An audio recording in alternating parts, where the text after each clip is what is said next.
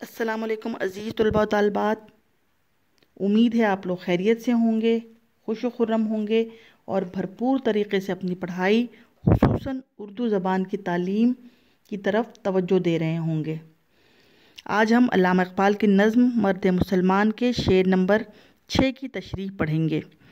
تشریح لکھنے کے لیے سب سے پہلے حوالے متن دیا جاتا ہے، اس حوالے متن میں ہم شاعر کا نام اور نظم کا نام لکھتے ہیں۔ اس کے بعد ہم الفاظ معنی لکھ لیں گے، جس سے ہمیں شعر کی تشریح کرنا آسان ہو جاتا ہے۔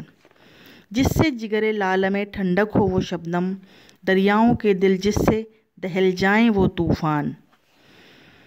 جگر لالہ، لالہ پھول کا نام ہے اور جگر اس کے درمیانی حصہ یا پھول کا جگر، سرخ لال رنگ کے پھول کا جگر۔ ٹھنڈک، ٹھنڈ پڑنا، مطلب یہاں پہ مرادی معنی ہے اس کے مطمئن ہو جانا، ٹھنڈک پڑ جانا، مطمئن ہو جانا، سکون آ جانا۔ شبنم، پھولوں پر پڑنے والی اوس، ڈیو ڈراپس جس کو کہتے ہیں۔ دہل جانا، ڈر جانا، خوف زدہ ہو جانا۔ اب شعر کی تشریح دیکھیں تو اس شعر میں شاعر علامہ اقبال مومن انسان کی ایک اور خوبی پر روشنی ڈالتے ہوئے فرما رہے ہیں کہ مومن ایک ایسی شبنم کی مثال ہے، یہاں مثال ہے کی جگہ مانند ہے بھی استعمال کر سکتے ہیں۔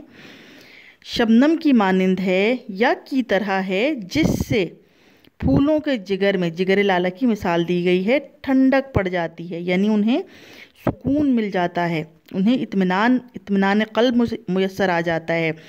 مثال میں چونکہ پھول کا ذکر کیا گیا ہے، یعنی پھول جس طرح دن بھر گرمی دھوپ کی تپش برداشت کرتا ہے اور رات ہوتے ہی شبنم اور اوس کے قطرے ان پر پڑتے ہیں یا گرتے ہیں تو ان کے سینوں میں یعنی ان کے جگر میں ٹھنڈک پڑ جاتی ہے، وہ ٹھنڈے ہو جاتے ہیں، پرسکون ہو جاتے ہیں، وہ مطمئن ہو جاتے ہیں، ان کو چین آ جاتا ہے۔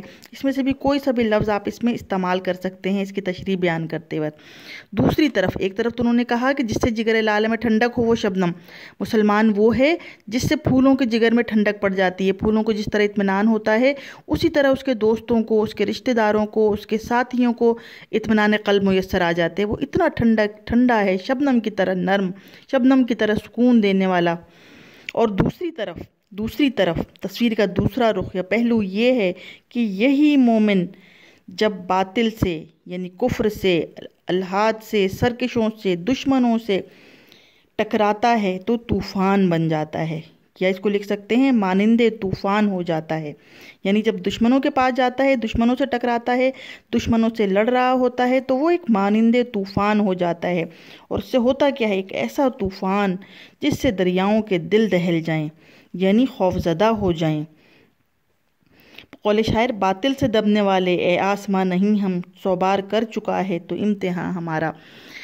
یہ علامہ اقبال کا ہی ایک شعر ہے جو اس شعر سے بالکل اس شعر کے معنی پہ پورا اترتا ہے۔ ہو حلقہ یاراں تو بریشم کی طرح نرم، ہو حلقہ یاراں تو بریشم کی طرح نرم، رزم حق و باطل ہو تو فولاد ہے مومن۔ یعنی کہ یاروں کے حلقے میں جب ہوتا ہے تو ریشم کی طرح نرم ہوتا ہے، اور جب حق اور باطل کے درمیان جنگ ہوتی ہے تو فولاد کی طرح ہوتا ہے۔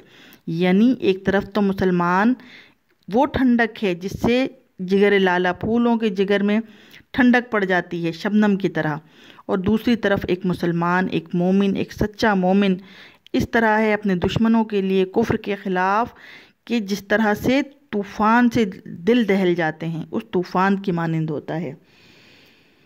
آپ کی سماعتوں اور بصارتوں کا شکریہ۔ امید ہے آپ کو اس شعر کی تشریح اچھی طرح سمجھ میں آ گئی ہوگی۔